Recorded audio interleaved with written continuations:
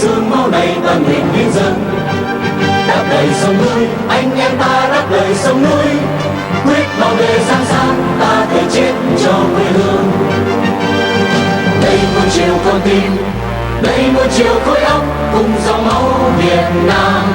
Đây hương đạo vương, đây Lý Lê Trần, 4.000 năm chưa một lần khôi phục ngoài xăm. Đáp lời sông núi, anh em ta đáp lời sông núi, tổ quốc lâm nguy, sương máu đầy ta nguyện hiến dâng. Đáp lời sông núi, anh em ta đáp lời sông núi, quyết bảo vệ Giang San, ta thể chết cho quê hương.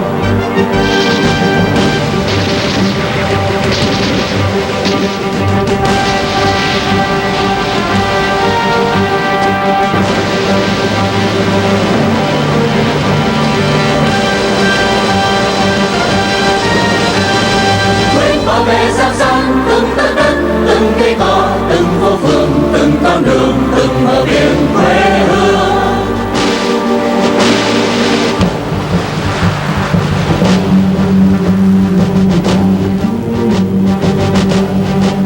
Đáp lời sông núi, anh em ta đáp lời sông núi, tổ quốc lâm nguy, sương máu này ta nguyện hiến dâng.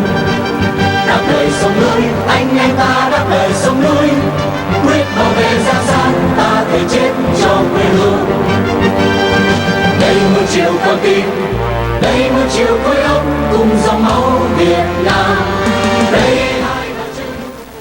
Mãn về phía sân khấu để chuẩn bị cho khai mạc cho chương trình kỷ niệm sinh nhật Đài Tiếng Tôi lần thứ 11 vào tối nay. Một lần nữa Mai Trâm xin được mời chú Trần Mãn xin chóng về phía sân khấu để bắt đầu cho chương trình khai mạc của chương trình kỷ niệm 11 năm ngày sinh nhật của Đài Phát thanh Tiếng Tôi.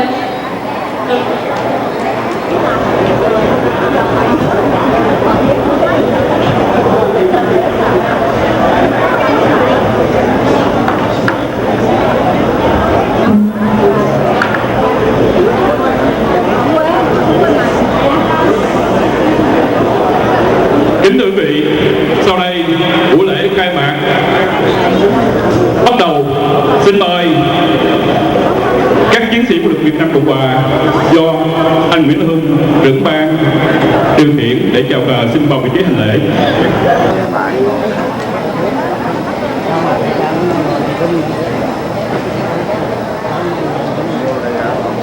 Kính mời tất cả đồng hương quý quan khách đứng dậy nghiêm chỉnh để chuẩn bị làm lễ rước quốc kỳ.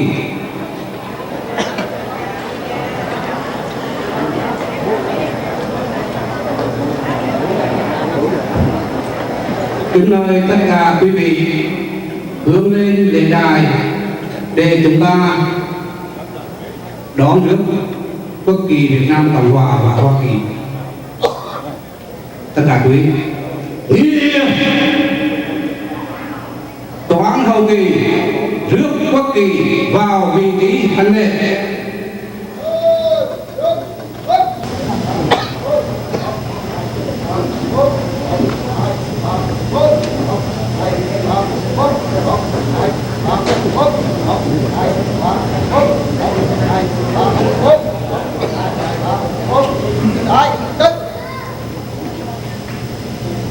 Lễ chào quốc kỳ Việt Nam Cộng Hòa. Quốc ca.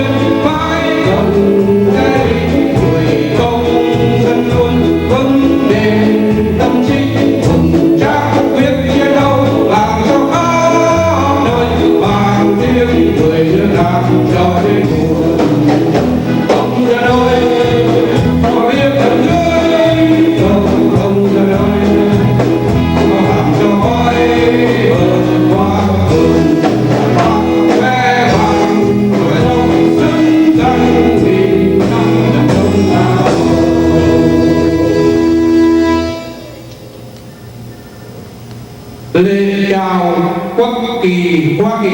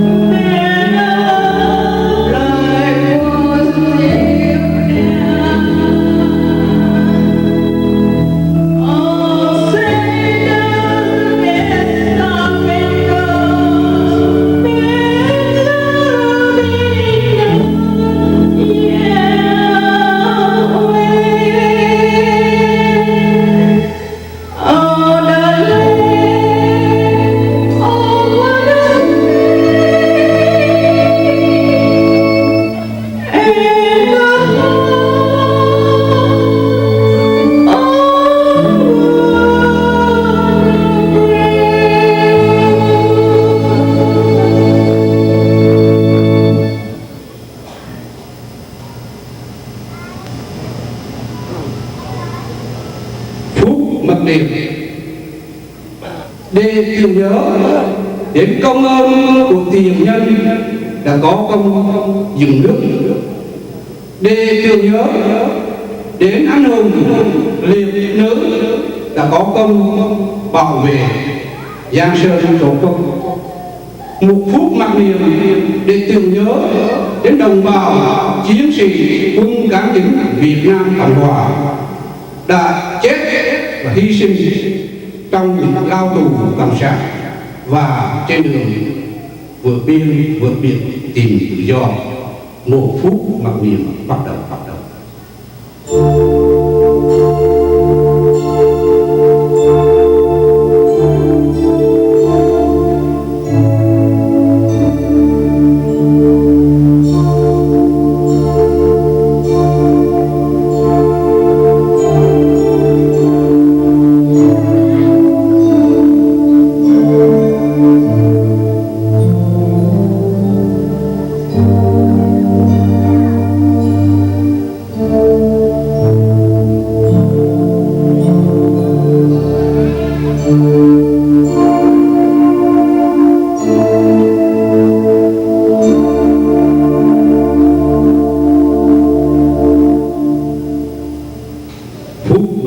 Chấm dứt. Toán hậu kỳ tiên quốc kỳ rời vị trí hành lễ.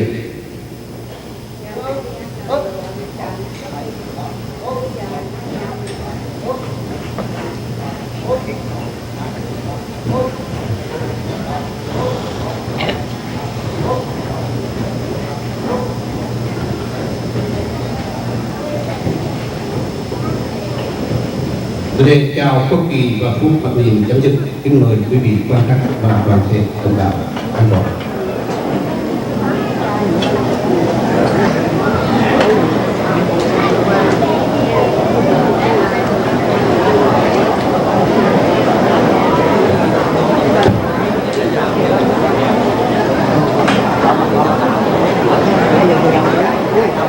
Thưa quý vị, hôm nay Đài phát thanh tiếng chúng tôi tại Atlanta rất hân hạnh được tiếp đón hơn 600 quan khách có mặt tại hội trường hôm nay. Tôi là Trần Văn Bản được đồng thanh quý vị để xin phép được xứng danh tất cả vị khách quý và quý vị đã có mặt trong ngày hôm nay. Trước hết, chúng tôi xin trân trọng giới thiệu các vị quan khách đến từ nơi xa thuộc tổng đài trung ương của Đài Phát thanh Truyền hình tôi.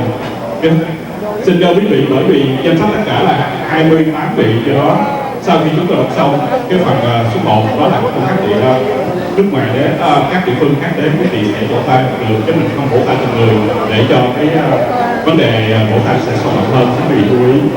Trước hết, chúng tôi nhìn thấy có ông tổng giám đốc của Đài Phát thanh Truyền hình tôi, đó là ông Nam Phong đến từ Cali.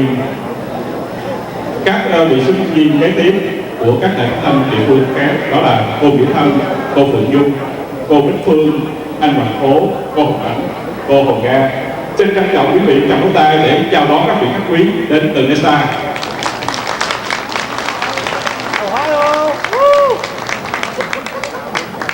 Và phần quan khách ở tại tiểu bang này thì tôi xin phép làm được xướng lên tất cả quý vị khách đến từ lúc đầu tiên, do đó mong quý vị thứ lỗi với những vị khách còn tuổi mà chúng tôi giới thiệu sau. Trước hết, chúng tôi nhìn thấy có ban chấp hành của cộng đồng Việt Nam cũng như các vị trong hội đồng đại biểu của cộng đồng Việt Nam, đó là cô Kim Hạnh, chủ tịch ban chấp hành cộng đồng Việt Nam, và đến từ số. Xin cảm ơn tay cho cô Kim Hạnh. Và sau đây chúng tôi cũng mong quý vị sẽ dành cảm ơn tay đó để sau khi xuyên phong tất cả các vị khách tại địa phương. Kế tiếp đó là ông Kim Trọng, chủ tịch hội đồng đại biểu cộng đồng Việt Nam Cộng Hòa. Còn hội ái hữu Quảng Nam Đà Nẵng gồm có ông chủ tịch là Võ Dương và cố quán đó là Trần Ninh.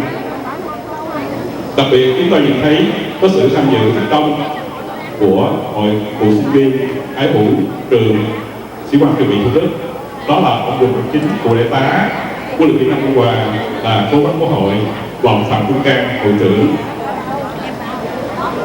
Đặc biệt có khối được điều tra tinh thần bổ nhiệm, đại diện của khối đó là Nguyễn Hữu Hy. Chúng tôi cũng nhận thấy có ông mục sư Lê Trung Hậu, quản nhiệm của hội thai học đọc tuyên truyền, mục sư tiến sĩ Nguyễn Thắng, quản nhiệm hội thánh Trung Thế, ông Nguyễn Thanh Tường, chân trị sự thánh thất Cao Đài, đại sứ bang Georgia, ông Đinh Văn An, đại diện giáo sứ các thánh cơ đạo Việt Nam. Về phòng báo chí thì chúng tôi nhận thấy có các ông Lê Ngọc Hiệp, chủ nhiệm báo Hàng Đông, ông Nguyễn Ngọc Hiệp, chủ nhiệm tuần báo Hồng Nước, ông Hồ Minh Dũng, chủ nhiệm báo Niềm Tin, ông Thái Phu, chủ nhiệm báo Nhân Quyền, ông Lê Luân Thành, chủ nhiệm báo Việt Nam. Chúng tôi cũng nhận thấy có ông Nguyễn Tân Hưng là hội trưởng hội Pháp Linh, và các vị cố vấn của ban chấp hành cộng đồng Việt Nam, đó là ông Lê Tùng và ông Lê Văn Điên. Xin quý vị một tràng pháo tay để chào đón các vị quan khách của địa phương chúng ta. Và sau đây chúng tôi xin mời lên khán đài các vị xuất ngôn viên của đài phát thanh tiếng tôi tại tiểu bang, đó là cô Thu Phương, cô Lan Anh, cô Mai Trâm, anh Thái Sơn và Hùng Anh. Xin mời quý vị lên khán đài để cùng nhau chào mừng quan khách. Một lần nữa xin mời Hùng Anh, chị Thu Phương, cô Lan Anh và cô Mai Trâm đến sân khấu.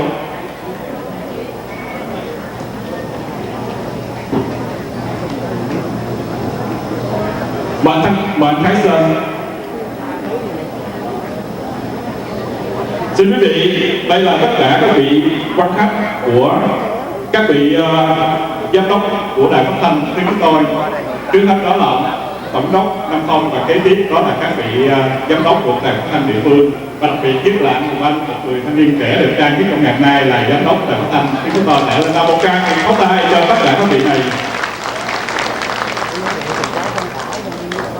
Xin quý vị về chúc mừng.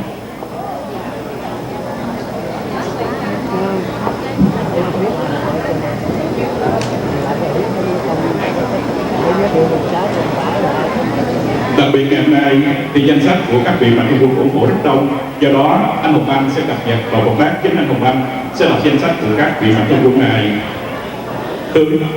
Thưa quý vị, hôm nay điều khiển chương trình của kỷ niệm ngày thành lập Đạm Thanh được 11 năm sẽ do hai vị MC chính của chương trình, đó là anh Bùi Quốc Bình đến từ Cali và cô Mai Trâm ở tại tiểu bang chúng ta.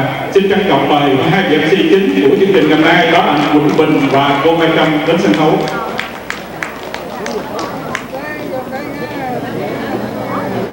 Một tràng pháo tay để chào đón hai MC chính của chương trình, đó là anh Bùi Quốc Bình đến từ Cali và cô Mai Trâm. Một tràng pháo tay quý vị, đồng nhiệt. Xin chào. Nghe anh Trầm Mãn giới thiệu thì chúng tôi rất là vui, nhưng mà chắc chắn chương trình chúng ta sẽ không thể khai mạc một nghiêm chỉnh nếu thiếu cái lời nói của ông giám đốc đài tiếng của tôi tại Atlanta.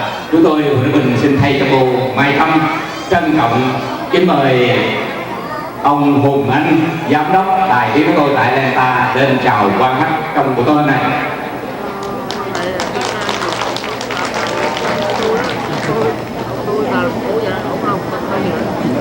Dạ vâng, Hùng Anh xin Hùng Anh, Ủy Ưu Trường xin thân ái kính chào toàn thể quý vị.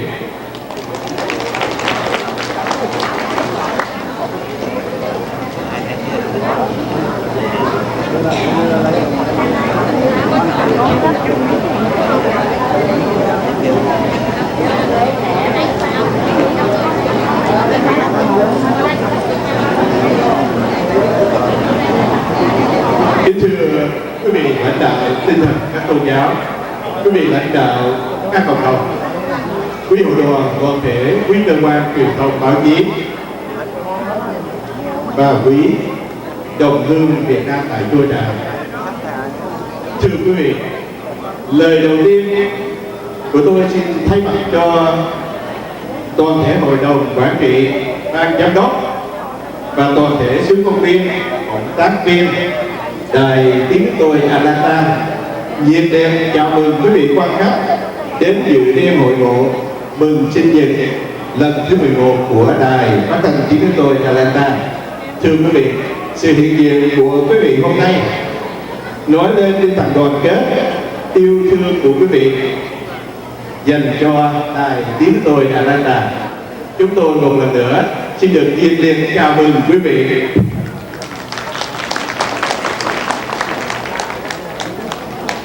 Thưa quý vị, chúng ta mừng sinh nhật lần thứ 11 của đài tiếng tôi Atlanta năm nay trong bối cảnh vô cùng khó khăn của nền kinh tế Hoa Kỳ. Nhiều đồng hương người Việt Nam của chúng ta bị mất việc khắp mọi nơi.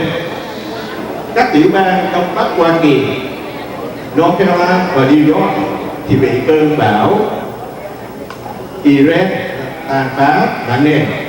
Chưa lúc nào nước Mỹ suy thoái trầm trọng về kinh tế tài chính như hiện nay kể từ sau Thế chiến thứ hai năm 1945.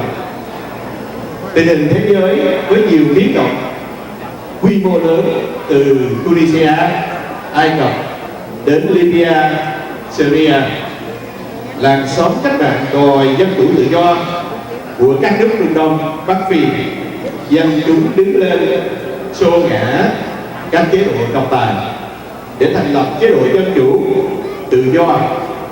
Cách mạng Hoa Lài đã ảnh hưởng và lan tỏa đến các nước độc tài ở châu Á như Trung Quốc, Việt Nam, Miến Điện, Bắc Triều Tiên. Sức mạnh của dân chủ là Cộng sản Trung Cộng và Tập đoàn Cộng sản Việt Nam luôn sợ trước làn sóng căm phẫn của hơn 85 triệu đồng bào Việt Nam sau nhiều năm đè nén sẽ đứng lên xô ngã chế độ độc tài ngã vị phi dân chủ, phi dân tộc một ngày gần đây. Thưa quý vị, năm nay ban tổ chức đêm hội ngộ mừng sinh nhật lần thứ 11 của đài phát thanh tiếng nước tôi Atlanta lấy chủ đề Ngày về theo bước Quang Trung, với mục đích kêu gọi quý đồng hương tại Atlanta đoàn kết cùng 85 triệu đồng bào quốc nội trong tinh thần đứng lên tiếp theo bước chân và vỗ ngựa của đoàn quân đại thắng của đại đế Quang Trung Nguyễn Huệ từ Bắc tiến giải phóng quê hương Việt Nam thời đó. Ngày nay chúng ta cần chấm dứt lũ bán nước cầu vinh làm nô lệ cho Bắc Kinh của Hồ Chí Minh và hậu vệ của chúng là Nguyễn Tấn Dũng, Nguyễn Phú Trọng, Trương Tấn Sang, vân vân, để giải phóng toàn dân khỏi chế độ độc tài đảng trị cộng sản Việt Nam. Thưa quý vị, Hoàng Sa, Trường Sa, Thác Bản Dốc, Tây Nguyên, Hải Nam Quan của Việt Nam không thể để mất vào tay bọn bán quyền. Biển Đông phải được quốc tế hóa để tạo các quốc gia lưu thông hàng hải tự do. Trung Cộng không thể dùng sức mạnh quân sự để đe dọa các nước Đông Nam Á xem như biển nhà của mình. Chúng tôi xin báo động với toàn thể đồng hương, đất nước chúng ta đang lâm nguy. Phần lãnh thổ, lãnh hải Việt Nam đã bị đảng cướp Việt Cộng bán đứng cho Bắc Kinh, Trung Cộng. Hãy tiến về Sài Gòn, Hà Nội trong tinh thần theo nước Quang Trung để đập tan bè lũ bán nước Việt Cộng để giải cứu đất nước trước họa xâm lược của bọn Tàu Cộng. Hãy đứng lên đồng bào, hãy đứng lên hỡi đồng bào ơi. Thưa quý vị, để giữ lửa đấu tranh, để nối kết mọi thành phần dân tộc, tôn giáo, đoàn thể tại Atlanta và các tiểu bang khác tại Hoa Kỳ và quốc nội hầu hỗ trợ cho các phong trào yêu nước, chống lại nhà cầm quyền độc tài cộng sản phi nhân tại Việt Nam. Chúng ta cần diễn đạt chung, tiếng nói đấu tranh chung. Đài tiếng tôi Atlanta chúng ta là tiếng nói đoàn kết toàn dân, là sức mạnh đấu tranh chống lại đảng cướp cộng sản Việt Nam. Thưa quý vị, tiếng nói yêu thương đó đã sống lớn mạnh 11 năm qua để chuyển lửa đấu tranh đến mọi nhà, và đồng thời không kém phần quan trọng là ngăn chặn sự tấn công của kẻ thù cộng sản Việt Nam bằng nhiều hình thức. Tiếp theo nước Quang Trung Nguyễn Huệ đập tan chế độ cộng sản Việt Nam, làm bè lũ bán nước cho mọi an Trung Cộng. Trong tinh thần đó, đêm hôm nay tôi xin được kính chúc quý vị sức khỏe dồi dào, và bây giờ để chúng ta cùng nhau mừng đêm hội ngộ, mừng sinh nhật Đài Phát thanh Tiếng Nước Ơi Atlanta tròn 11 tuổi, để đánh dấu 11 năm thành lập đài. Hôm nay ngày 18 tháng 9 năm 2011, Hùng Anh long trọng tuyên bố khai mạc đêm hội ngộ. Hùng Anh thành thật cảm ơn quý vị.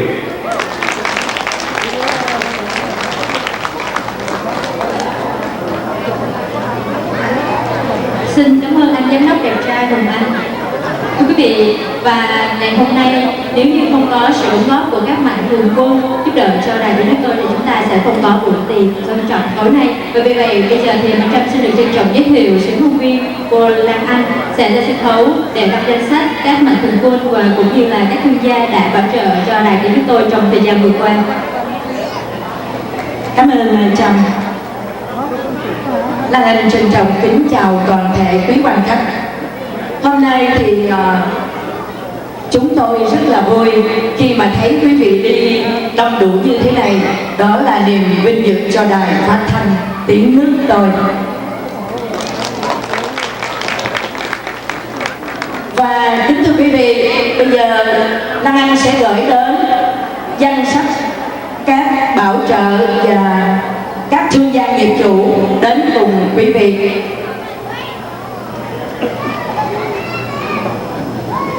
NDI $2.000,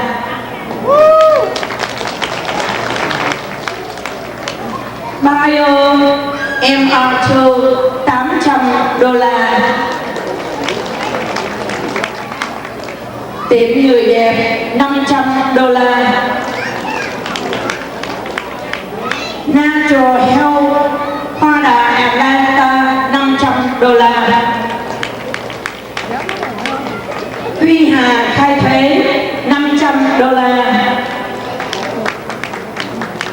Siêu thị Hồng Kông 2, Hồng Kông Mall $500. Global Spa Depot $500. I Love Phở $500. NT Local $400. Công ty chuyển tiền Hòa Phát $300. Nhà thuốc Hoa